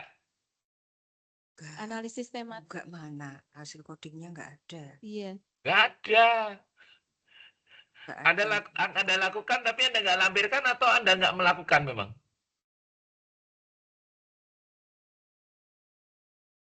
Anda melakukan apa enggak? Tidak, Pak. Nah, Hanya tidak. Itu udah, itu selesai ya sampai di situ ya. Jadi Iya. bagaimana Anda melakukan interpretasi kalau codingnya nggak ada? Ya, itu secara metodologi sudah nggak sesuai sama mixed method. Bahkan kualitatif risetnya sudah gugur itu bukan kualitatif riset ya. Orang banyak mengklaim kualitatif riset tapi cara memperlakukan datanya nggak seperti data kualitatif. Akhirnya meaningnya dari mana coba? Dari hasil jawabannya itu Anda kira-kira sendiri terus Anda ya itu bukan dianalisis, diringkas itu ya. Beda ya. Iya. Sintesa dari data kualitatif itu berupa coding kemudian nanti akan menjawab apa teori yang diadop atau framework ya. Iya. Jadi kalau Anda mengklaim mixed method bukan ya itu keliru ya. Itu kekeliruan ya. Kalau hanya wawancara Anda mengklaim bahwa itu kualitatif, itu di S1 bisa saya tolerir, tapi kalau di S2 nggak bisa. Itu nggak kualitatif yang Anda lakukan. Kualitatif itu justru kita menarik meaningnya dari mana? Lah nanti kita buktikan di observasinya kita buktikan. Ini loh, buktinya begini loh. Kita potret, kita capture. Ya. Lah, saya nggak tahu di naskah tesis saudara ada nggak foto-foto observasi yang menjawab aspek kualitatifnya itu di mana? Di mana saja? Observasi saya pada saat kegiatan bank sampah itu ada dokumentasinya, Pak. Ya, tapi nyambung ke diskusi yang mana ada nggak? Misalnya, oh tingkat partisipasinya itu karena ada rutinitas, Anda sebutkan, oh ini dia punya jadwal rutin, punya aktivitas yang menerus, punya networking yang baik. Faktanya apa? Itu bukti observasi yang bisa dipakai mendukung analisis kualitatif. Apa coba? Kalau di aspek sosial itu ada foto kegiatan pada saat bank sampah bersama-sama untuk memilah sampah itu ada. Ya, meaningnya apa di situ? Gimana, Pak? Maknanya apa itu? Makna dari fotonya itu apa? Hanya, oh rame-rame, berarti partisipasinya tinggi.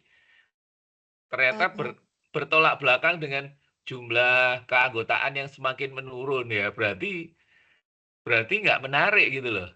Kayaknya itu kita diskusikan kan ya. Nggak menarik itu berarti. Gitu nggak argumentasinya? jadi kalau untuk yang aspek sosial itu bahwa dengan foto itu bahwa ada interaksi antara warga satu dengan warga yang lain yang biasanya hanya ketemu di satu kegiatan yang lain, tapi ini ada kegiatan bank sampah yang bisa satu warga dengan yang lain itu saling berinteraksi, saling membantu, gotong royong seperti itu, Pak. Aspek sosialnya cuma itu aja. Kemudian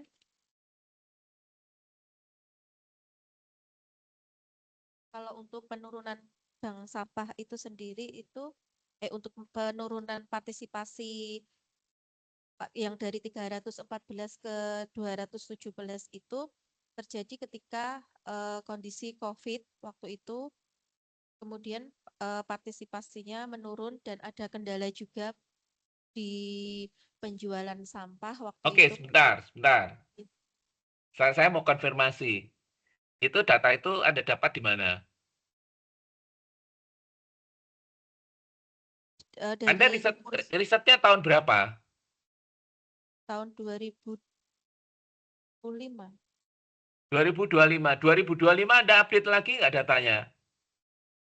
yaitu 2025 itu 217 itu. Bagaimana? Di tahun 2025 itu Itu data tahun berapa? 2025 jumlah nasabah 217. Itu update terbarunya Oke. dari pengurus bank sampah. Oke. Terus eh, mulai ada ke Kemudian terjadi penurunan itu dilihat dari jumlah sampah terpilahnya itu kan dari 2019 mengalami penurunan sampai di tahun 2023, kemudian naik lagi di 2024 sampai 2025 sampai sekarang. Nah, itu dimungkinkan karena partisipasinya itu menurun pada saat COVID, kemudian saat ini sudah mulai mengalami kenaikan, cuma belum naik seperti pada awal pendirian bank sampah. Oke. Terus ada dalemi nggak itu? Secara kualitatif Anda dalami nggak? Bukan hanya karena kondisi COVID ya. Terus Iya. partisipasinya mulai naik lagi itu Anda dalami nggak? Apa yang dirubah itu Anda dalamin nggak? Karena ini mixed method, Anda mengklaimnya mixed method loh. Kalau mixed method itu apa yang ada di angka Anda buktikan.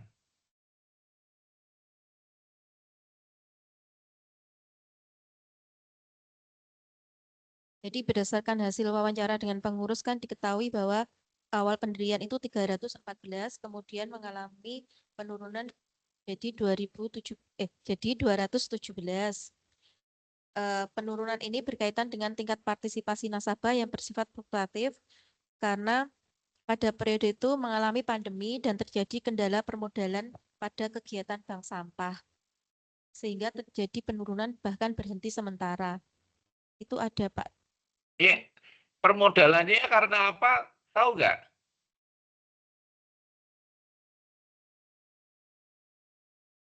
Karena Ada waktu ini itu ada wawancara itu permodalannya tuh.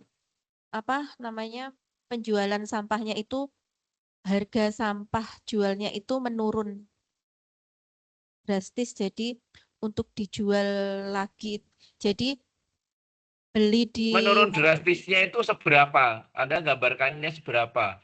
Dari 5.000 jadi 100 atau 5.000 jadi 1.000 atau gimana? jadi Yang disebut drastis itu gimana? apa namanya pengurus bank sampah itu membeli sampah di warga itu tinggi, sedangkan ketika mau dijual lagi itu ternyata harganya itu rendah, jadi Ya, malah di bawah harga belinya. ya itu Anda diskusikan di bagian mana? Saya kok nggak ngeliat ya. Di Ada halaman di diskusi. 56 itu, Pak.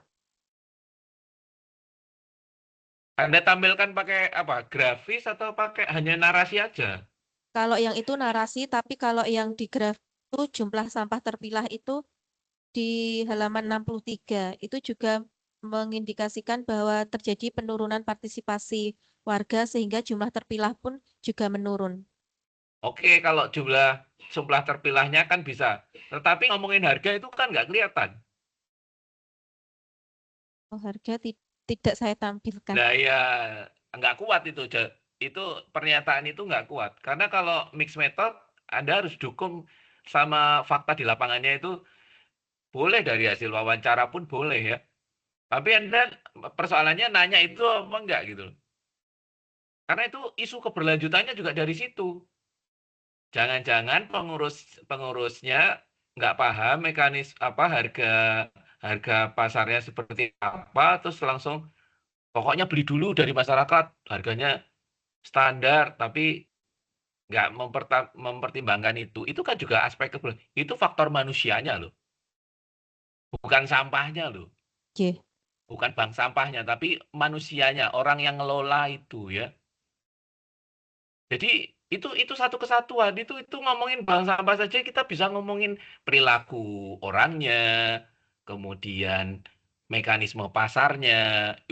Dalam banget itu luar biasa. Kan saya bilang di awal pada saat proposal, ini topiknya bagus, tapi kalau Anda ngemasnya nggak bagus, itu jadi nggak bagus gitu loh. Anda persoalannya, Anda terjun langsung nggak? Terjun langsung, Pak. Terjun langsung. Kok Oke. saya baca ada apa ya? Ada apa namanya istilahnya kalau di riset itu ada orang lapangan yang Anda libatkan, betul nggak? Jadi saya itu masuk ke bank sampah itu sendiri. Jadi setiap kegiatan pilah sampah dan penimbangan itu saya selalu ikut. Anda ngikutin Dan dari awal. saya dari bulan Juli saya mengikuti. Jadi sampai jadi kadang itu sebulan 2 kali, kadang sebulan sekali. Jadi saya selalu mengikuti kegiatan itu. Karena ini Ya, penelitian partisipatif. Kalau Iya. partisipatif itu berarti harus di sana tidak hanya 1-2 kali, tapi banyak kali. Iya. Dari bulan Juli saya Sampai sudah bulan apa? sampai kemarin Desember ini juga saya masih mengikuti. Jadi berapa kali kalau dihitung? Juli, Agustus. dicatat nggak itu? Dicatat nggak prosesnya Anda partisipatif? Itu mix metodnya itu sebenarnya esensinya ya. Tapi nggak ada buktinya. Anda catat nggak? Anda catat. Di penelitian Nah, buktinya observasinya mana? nggak ada fotonya. Di edukasinya ada foto saya di halaman 58. Fotonya. Lah sekarang aktivitas yang menunjukkan bahwa Anda ke lapangan. Oh, saya yang pertama ngomong ini apa di sini ini. Anda bikin ini nggak? Bikin apa? Logbooknya nggak? Atau Anda bikin apa? eh, data loggernya terkait sama aktivitas Anda di bank sampah nggak? Itu substansi dari mix metodnya tuh itu sebenarnya ya. Tidak. Jadi saya konsisten dari awal proposal saya bilang ini topiknya bagus ya, sangat bagus ya, karena di situ ada interaksi sosial, ada interaksi masalah ekonomi, masalah apa namanya eh, masalah lingkungannya ya. Ini harusnya dikemas jadi satu. Itu mix metodnya di situ. Mix metodnya nggak salah. Tapi persoalannya cara cara Anda menjelaskannya, mendeliver idenya itu tidak tidak bareng itu antara yang kuantitatif sama kualitatifnya. Parsial. Jalan sendiri-sendiri gitu ya. Itu yang tadi jadi ceritanya nggak meyakinkan gitu ya. Ya.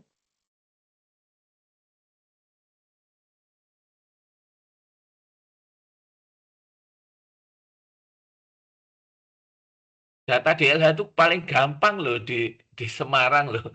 Karena apa pengurus DLH itu kalau nggak salah di kota Semarang cuma ada 5 orang apa 6 orang saya lupa. Paling gampang itu ya. Kebetulan sekarang ada adiknya teman saya yang di DLH dulu dari Bapeda. Itu gampang itu. Tapi persoalannya Anda malah justru nggak mengeksplor itu gitu ya. Padahal kegiatan DLH banyak ya. Semarang itu udah ya. Jadi itu nyawanya harusnya itu ditunjukkan mix metodenya itu di situ. Sekarang saya tanya jujur aja, Anda itu mencatat nggak aktivitas Anda itu selama partisipatif di lokasi itu Anda catat nggak? Saya hanya dokumentasi saja, Pak. Alah itu hal yang paling gampang, motret itu paling gampang. Tetapi riset itu mendokumentasikan Anda ke sana kapan, jam berapa, ketemu siapa, kualitatif loh itu. Meaningnya di mana di situ. Nah, kalau Anda nggak bisa ngomong itu, berarti ini bukan mix method. Ini cuma observasi biasa. Nggak ada secara kuantitatif. Ada, tapi parsial. Jadi ceritanya ada yang hilang-hilang gitu ya. Benang merahnya bukan benang merah, tapi merah putih, putih, putih, putih, merah. Ya, nggak ada benang merah yang merah semua, nggak. Jadi maksud saya itu parsial ya. Ceritanya nggak continue ya, narasinya terputus-putus ya gitu ya. Jadi kita yang pengen baca dongengnya gimana nih, ada yang sepotong-sepotong, ada yang hilang, ada yang justru malah nggak dieksplor, ada wawancaranya setengah hati kayak wawancaranya hanya ngomongin poin-poin tertentu habis itu tinggal hati gitu ya.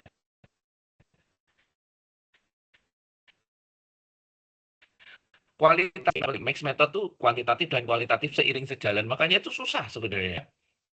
Ya, cuma Anda mengklaim bahwa itu mixed method, tapi mixed methodnya nggak kelihatan, gitu ya.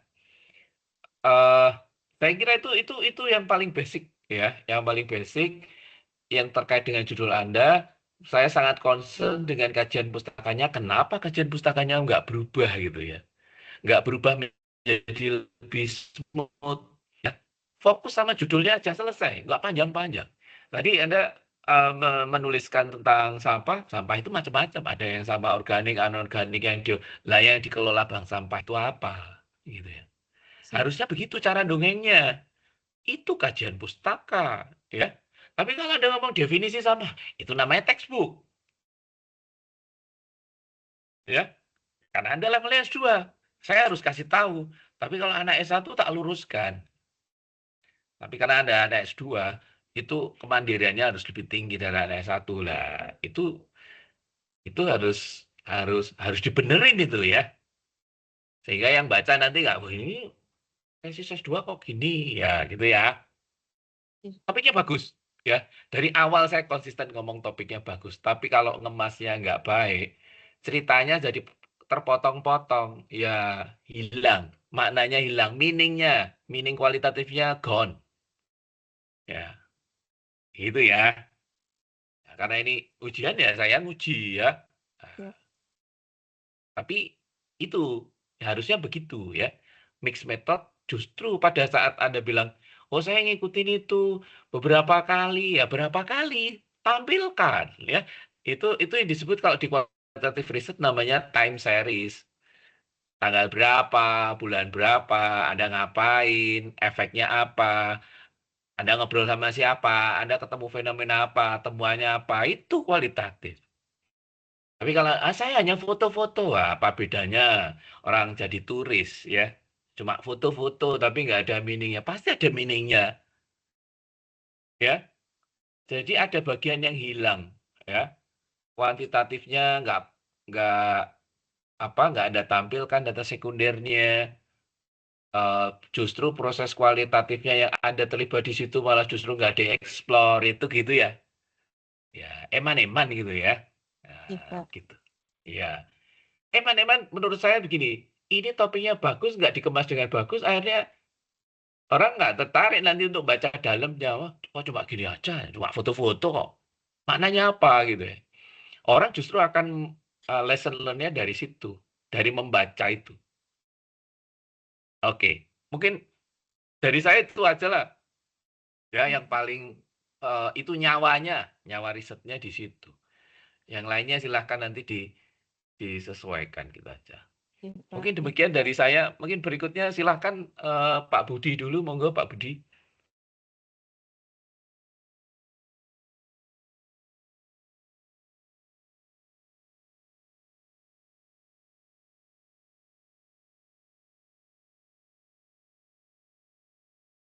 Halo, cek. Tes suara saya terdengar Pak Ferry? Oke, terdengar jelas Pak Budi. Oh iya, ya ini karena Bro Purnawan belum join ya, jadi langsung saya. Yang pertama, terima kasih ya ini kepada Prof. Hartuti dan Pak Ferry. Tadi sudah memberikan banyak pertanyaan, ya ujian beneran gitu ya, ke Mbak Esti gitu ya. Dan saya sedikit saja menggarisbawahi ya Mbak Esti, sebenarnya tadi yang ditanyakan itu kan sebenarnya hal-hal mendasar ya. Yang pertama ya, jadi Prof. Hartuti tadi terkait ilmu lingkungan. Sebetulnya ya memang background saudara kan bukan dari ilmu lingkungan, tapi kalau sudah masuk ke ilmu lingkungan ya harus mempelajari gitu ya hal-hal yang mendasar. Asas-asas ilmu lingkungan gitu ya. Nah, ini kaitannya yang Anda kerjakan itu dengan asas itu, asas yang mana dan seterusnya. Ini mestinya dikaitkan gitu ya. Dan ini hal yang dasar tadi ya sudah ditanyakan oleh Prof. Hartuti. Nanti diperdalam lagi ya. Dan untuk kemudian yang kedua ini benar ini yang bagian awal ya, pendahuluan itu memang harus diperkuat ya, justifikasi pemilihan lokus ya, lokasi penelitian itu nanti dasar ilmiahnya yang diperkuat ya, kan bukan hanya subjektivitas misalnya, karena rumah saya dekat situ misalnya, itu kan bukan alasan ilmiah begitu ya. Jadi nanti ini diperkuat begitu ya. Jadi kenapa memilih lokasi ini yang menjadi objek penelitian saudara begitu. Dan ini dukungan referensi untuk penguatnya juga saya kira perlu ditambah nih ya di bagian pendahuluan ini, supaya memang benar-benar ya ada dasar yang kuat begitu. Nanti di perkuat ya di literatur yang untuk justifikasi pemilihan lokasi penelitian. Terus kalau tadi kan ini ya disampaikan secara lisan, tapi tidak ada di tulisan bahwa bank sampahnya menjadi mitranya Pegadaian yang pertama katanya ya. Kalau di yang mitranya Pegadaian itu ada forumnya namanya Forsepsi. Ini belum tahu ya. Oh belum ya. Forsepsi. Itu setiap tahun ada kongresnya, yang tahun kemarin di Semarang, di Jawa Tengah itu ya. Tahun ini di Jogja, belum lama baru bulan kemarin itu ya. Itu ada pertemuannya setiap tahun itu. Dan nanti dicek ya, ada webnya juga ada begitu ya. Seperti itu. Nanti yang seperti itu mestinya kalau itu menjadi salah satu justifikasi ya harus dilengkapi dan diperkuat itu. Tuh. Kemudian dari aspek tadi ya, dasar pemilihan yang harus ilmiah, kemudian kelebihannya apa sih dibandingkan dengan yang lain gitu. Ini sebenarnya belum dieksplor juga ya, belum ya. Ini, kalau mungkin kebanyakan misalnya hanya proses pilah sampah saja. Nah ini di situ ada kegiatan lain apa yang berbeda dari bank sampah lain secara umum misalnya. Ini kan menjadi satu kelebihan. Gitu. Mungkin punya prestasi dan sebagainya, ini perlu dieksplorasi lebih lanjut. Kemudian terkait dengan penelitian tadi ya, dari Pak Ferry juga sudah menyampaikan hasil-hasilnya ya, yang Anda melakukan ya, pengamatan itu bagian dari penelitian bisa, tapi kalau hanya melihat-lihat gitu kan jadinya bukan penelitian ya. Jadi seperti dulu kan pernah saya ajak ke tempat saya kan Pak Sunan, itu supaya tahu dan kemudian mengamati, mungkin mewawancarai, dan di balik itu sebenarnya ada proses apa yang dilakukan begitu ya, sehingga kalau saudara menganalisis secara SWOT itu ya, SWOT-nya benar-benar kuat begitu ya. Nanti kelebihan kekurangan yang menjadi tantangan dan sebagainya ini ya. Nanti hal itu yang mungkin saya rasa perlu diperkuat juga ya. Dan kalau analisis itu akan lebih mendalam, sekali lagi seperti pendahuluan tadi, ada referensi yang boleh jadi referensi itu ada yang sejalan, ada yang tidak, gitu ya, tidak masalah itu ya. Jadi disitulah nanti kedalaman analisis dari hasil penelitian. Kalau hanya menyampaikan, misalkan ya, dari matrik IFAS, EVAS, kemudian ada angka-angka yang skor yang ekstrim, yang beda dengan yang lain, dan itu dianalisis secara lebih mendalam. Angka itu jadi besar, paling kecil, dan dari literatur yang hasil penelitian lain yang juga sejalan dengan dengan memperhitungkan atau memperhatikan juga karakteristik wilayah penelitian di tempat lain. Seperti itu nanti menunjukkan kedalaman dan analisis.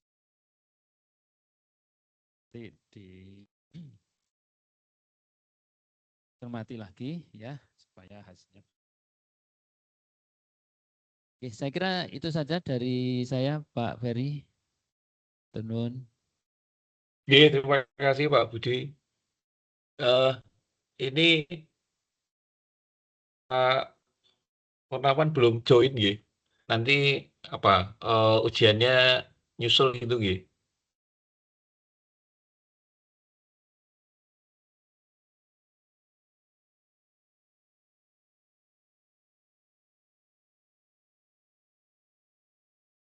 Anu ya, baru nikah atau gimana tadi?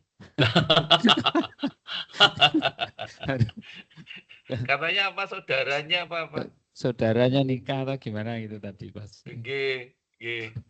Ya ini in absensia dulu maksudnya nanti biar menyusul saja apa namanya sidangnya terpisah nggak apa-apa. Mungkin Saudara Esti silahkan atau mau ada masukan. Pak, itu belum menguji kan kita nggak bisa ngasih pengumuman ya Pak? Prof. Hartuti ada tambahan pertanyaan nggak ya? Boten, cuman karena boten. yang satu dosen penguji yang satu belum hadir, belum menguji, kita nggak bisa memberikan keputusan ya? Iya. Belum Ya, bisa. betul. Nanti silakan janjian dulu dengan pembimbing 2 ya, Esti ya. Iya, Pak. Ya ini kondisinya darurat sih.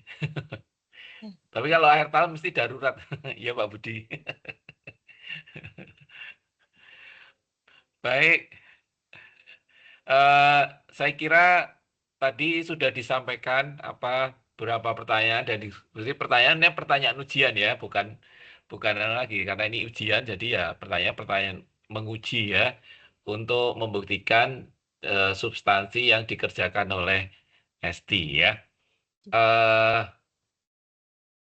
Mungkin karena belum lengkap pengujinya, kita mau diskusi di sini atau gimana, Prof. Hartuti?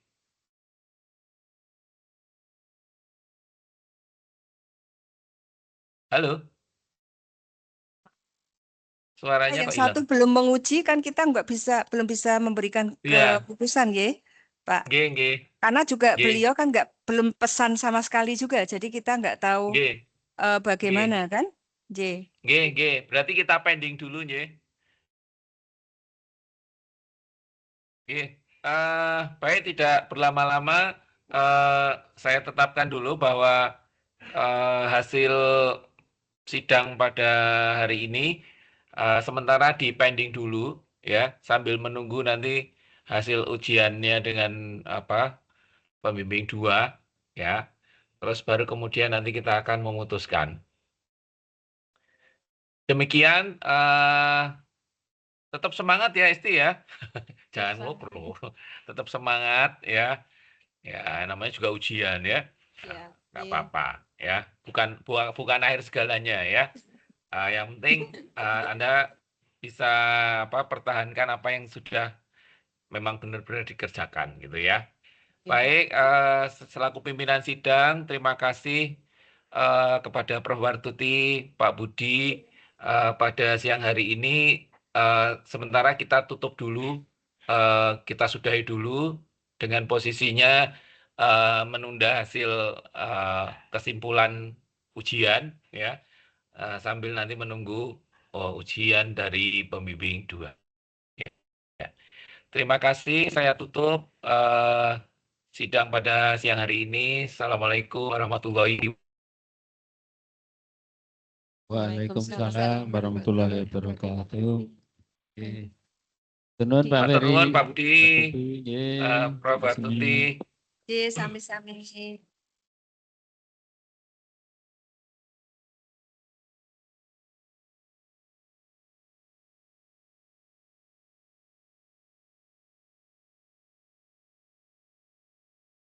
Pertanyaanku tuh simpel loh, Mbak. Kan aku nggak mau Mbak Esti lulus nanti tapi nggak tahu lingkungannya apa. Oh, nggak mau aku. Nanti saya salah ya toh. Bener toh? Iya toh? Iya. Oh, wes, sudah selesai pokoknya ujiannya. Ini namanya sekolah ki yang ini ki, Mbak. Toh.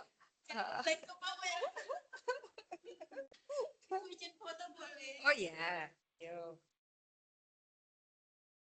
Pak, saya pinjem dulu bolpoinnya tak pinjemkan ke Mbak Novi.